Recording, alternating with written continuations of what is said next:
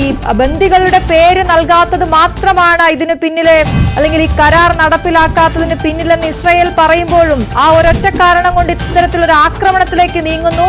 ആ പറഞ്ഞ സമയം, അതായത് പ്രാദേശിക സമയം അവരുടെ 8:30, ആ 8:30-ക്ക് തന്നെ ഇത്തരത്തിലൊരു ആക്രമണം ഉണ്ടായിരിക്കുന്നു. ഞങ്ങൾ വെറുതെ ഇരിക്കില്ല എന്ന് ഇസ്രായേൽ ഉറപ്പിച്ചു പറയുകയാണ്.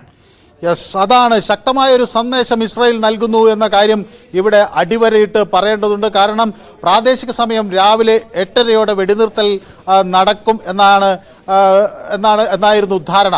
ഇതിന് പല ഉപാധികൾ വെച്ചിരുന്നു, ഇതിന് പല മാനദണ്ഡങ്ങൾ ഉണ്ടായിരുന്നു, ഒപ്പം ഇതിന് സംബന്ധിച്ച് ചില വ്യവസ്ഥകൾ ഉണ്ടായിരുന്നു. അതിൽ ഏറ്റവും സുപ്രധാനമായ ഒന്ന് ഈ ഇസ്രായേലുമായി ബന്ധപ്പെട്ടുള്ളത് അവരുടെ 33 ബന്ദികളെ വിട്ടയക്കുമെന്നായിരുന്നു. ഒപ്പം ഇസ്രായേലിൻ്റെ തടവറയിലുള്ള 1000-ഓളം വരുന്ന പലസ്തീനികളെയും വിട്ടയക്കാൻ ഇസ്രായേൽ സന്നദ്ധമായിരുന്നു. അവരുടെ 33 ബന്ദികളെ, സ്ത്രീകളും കുട്ടികളുമൊക്കെ ഉൾപ്പെടുന്ന 33 ബന്ദികളെ വിട്ടയക്കണമെന്നാണ് അവർക്ക് ഒരു ആവശ്യമായി ഉണ്ടായിരുന്നത്. ഇതിൽ മാത്രമല്ല 34 ബന്ദികൾ നേരത്തെ മരിച്ചതായാണ് ഇസ്രായേൽ കണക്കാക്കുന്നത്. അതുകൂടാതെയുള്ള ബാക്കി വരുന്ന ബന്ദികളിൽ 33 പേരെ ആദ്യം തന്നെ വിട്ടയക്കണം എന്നൊരു ആവശ്യമാണ് അവർ പ്രധാനമായി ഉന്നയിച്ചിരുന്നത്. ഈ ബന്ദികളെ വിട്ടയക്കുന്നതിന് 24 മണിക്കൂർ മുമ്പേ വിട്ടയക്കുന്ന ബന്ദികളുടെ പേര് വിവരങ്ങളും അത് സംബന്ധിച്ച വിശദാംശങ്ങളും നൽകണം എന്ന് ഇസ്രായേൽ ആവശ്യപ്പെട്ടിരുന്നു.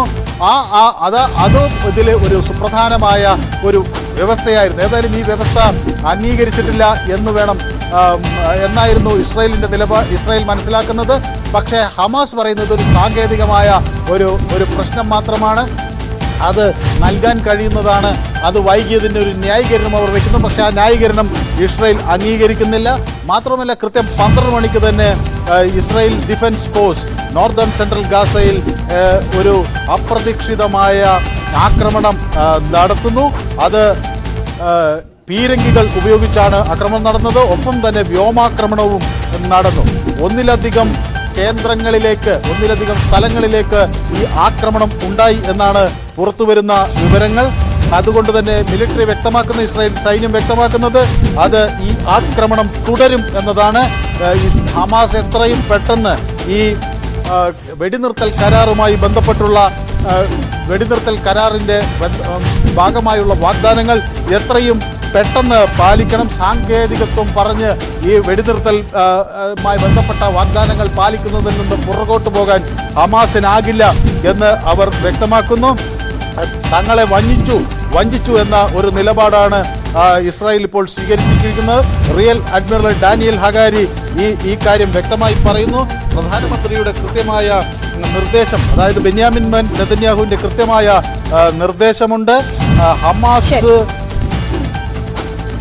ശരി മനു, എന്തായാലും അതാണ് സമാധാനം പുലരുമെന്ന് കരുതിയെടുത്ത് വീണ്ടും ഒരു ആക്രമണം ഉണ്ടായിരിക്കുന്നു ഗസയിൽ എന്നാണ്. 3 പേർ മരിച്ചു എന്ന വിവരമാണ് ഏറ്റവും ഒടുവിലായി പുറത്തു വരുന്നത്. എന്തായാലും സമാധാന കരാറിന്റെ കാര്യത്തിൽ ഇനി എന്താണ് നടക്കുക എന്നുള്ളത് ഉറ്റുനോക്കുകയാണ് ലോകരാഷ്ട്രങ്ങൾ. ഈ അവസ്ഥയിൽ ഇനിയുള്ള ഹമാസിന്റെ അടിക്കടി തിരിച്ചടി എന്ന രീതിയാണ് നമ്മൾ കഴിഞ്ഞ 15 മാസമായി അവിടെ കാണുന്നത്. ഇനിയൊരു തിരിച്ചുള്ള ആക്രമണം ഉണ്ടാകുമോ എന്നൊക്കെ ആശങ്കപ്പെടുകയാണ്.